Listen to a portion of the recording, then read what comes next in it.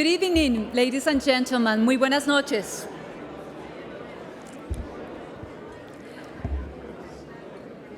Please take your seats.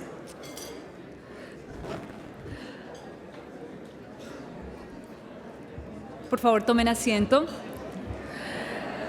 Good evening, and welcome to the Inter-American Dialogue 5th Annual Leadership for the Americans Awards Gala. Bienvenidos a esta noche. Sé que esta noche va a ser una noche muy especial para todos y me siento muy honrada de estar aquí participando con ustedes y ser su maestra de ceremonias. I know you're very excited to see each other, so let's take a minute to sit down so we can begin with our great program.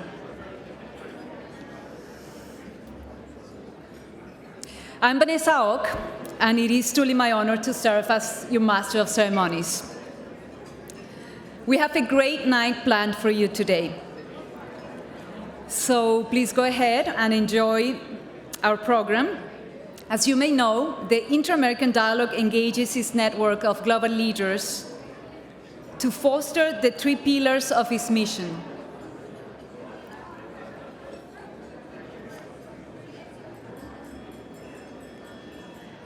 Thank you. Thank you very much.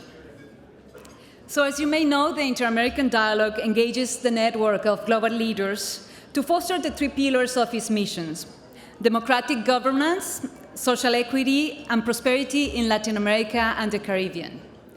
Together, they work to shape policy debate, to generate ideas, devise solutions, and enhance cooperation within the Western Hemisphere. 19 dialogue members have served as presidents of their countries, and over 36 at the cabinet level. We're privileged to have many of these distinguished guests here with us this evening. The Leadership for the Americans Awards Gala honors exceptional leaders and organizations who foster values embodied in the dialogue mission and shared by all of us. And now, I have the distinct pleasure to introduce to you Mr. Michael Shifter. He's been the Dialogue's president for the past 9 years and has done so much in that brief period of time for the organization to be in the 21st century. We invite you to visit their website as well as the beautiful offices and conference facilities to see how far the dialogue have come under Michael's extraordinary leadership. Besides managing a talented team of professionals engaged in leading-edge policy analysis and promotion, Michael writes comments on U.S. Latin American relations and developments in the region.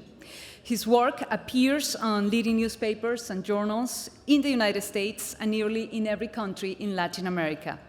In response to a rapidly changing hemisphere, Michael has led the dialogue through an exciting period of growth and renewal. So, ladies and gentlemen, it is my honor to welcome Mr. Michael Shifter.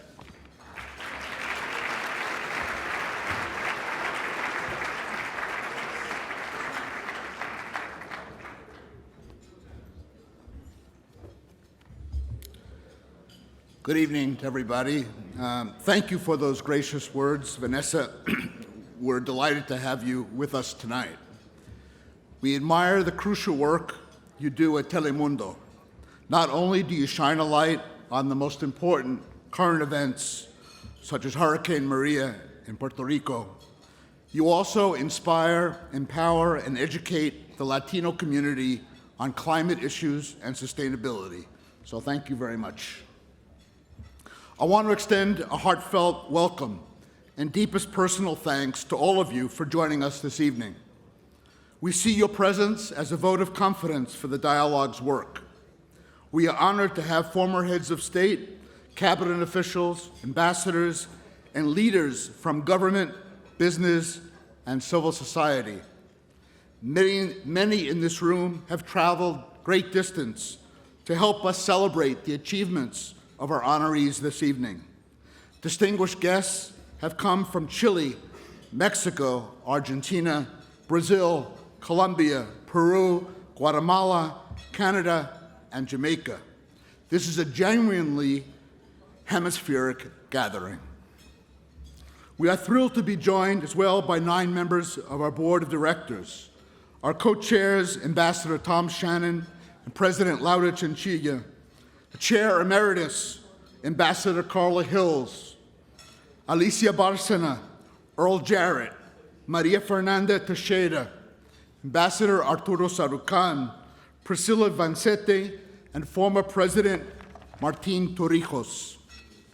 I'd also like to recognize 3 members of our President's Leadership Council, Juan Carlos Caballo, Claudia Bloom, and Bronwyn Bateman. It is great to see so many Dialogue members here this evening.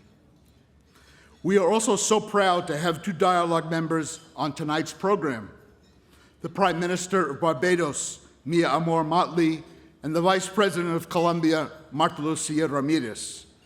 They are the first women in their countries to occupy these top positions in government. Thanks to both of you for taking time from your demanding jobs to join us. We are also pleased to have Jerome Walcott, the Minister of Foreign Affairs of Barbados, with us tonight. For the dialogue, it is especially meaningful to be joined this evening by Harry Lewinist, the brother of our founding co-chair, Sal Linowitz. Harry is here with his wife, Judy, and Sal's daughter, June Linowitz. Sal continues to be an inspiration for us. In 1966, we named our flagship biennial assembly of Dialogue members in his honor. We are committed, as he was, to improving the quality of debate and discussion on Western Hemisphere issues. Among his many laudable achievements, Sal was the chief negotiator of the Panama Canal treaties, signed more than 40 years ago by President Carter and President Torrijos, whose son, Martín, is with us tonight. I'd like to express my profound gratitude to this evening's many donors who are listed in your program. Without your generous support, we wouldn't be able to carry out our mission. Special recognition to our diamond sponsors, Sempra Energy and the Fundación Vidanta.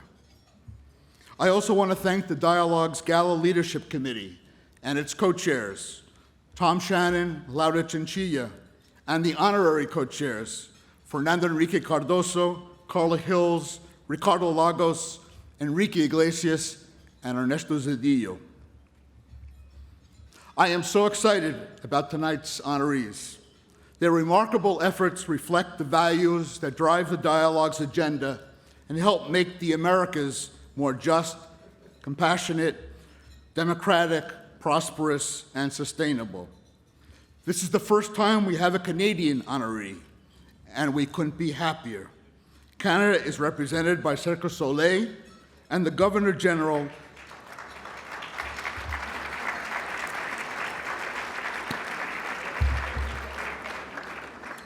and Commander-in-Chief of Canada, Julie Payette. I'm not sure, but I suspect that Julie is the only one in this room who has been on a space mission. We are pleased also to honor the valuable work carried out by the National Federation of Coffee Growers of Colombia, promoting sustainability and giving producers a fair price. We're delighted that 2 coffee growers could be with us this evening, Luz Aida Cortázar from Cauca and Maria Amparo Jaramillo from Caldas. Juan Valdez is also with us tonight.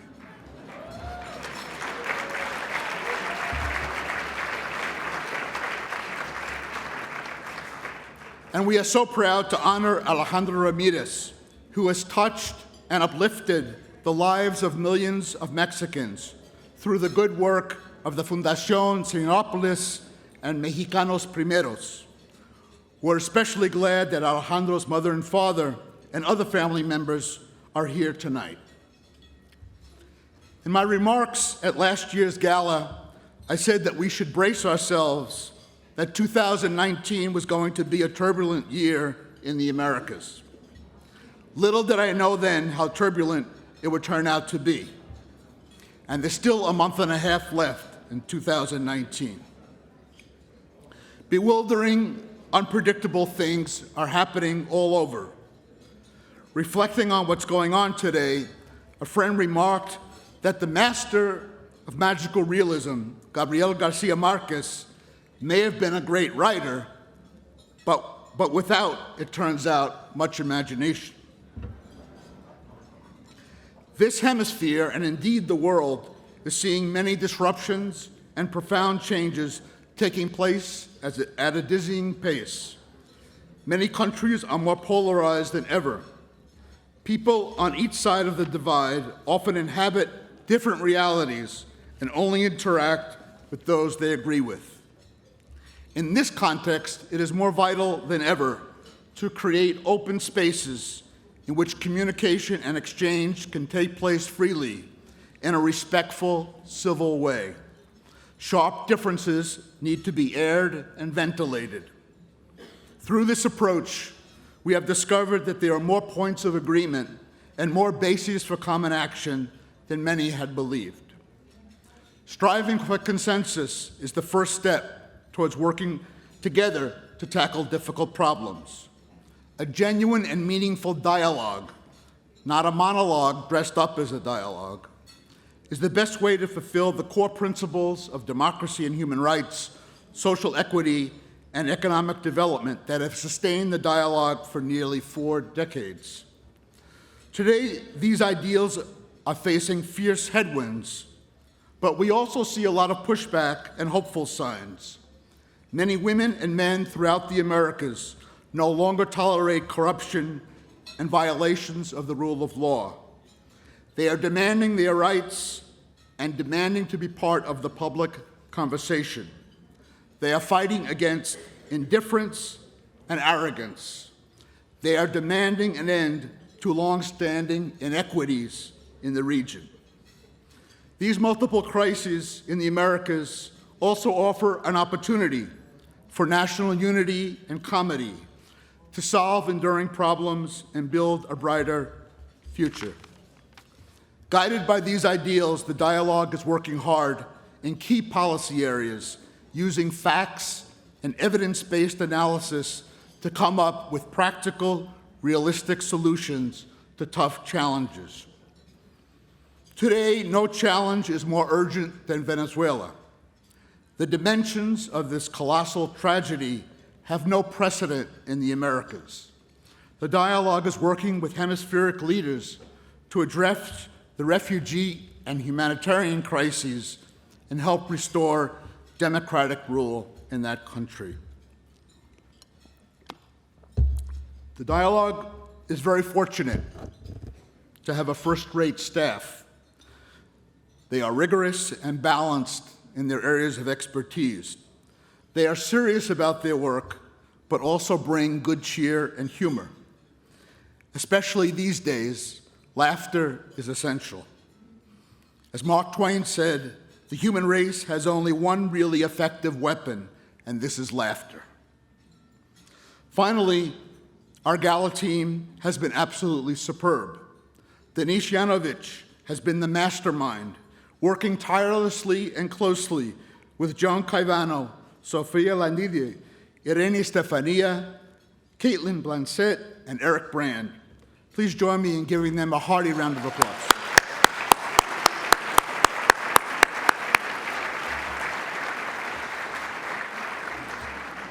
So thank you again for being with us tonight. We couldn't do our work without your goodwill, collaboration, and support. Enjoy the evening.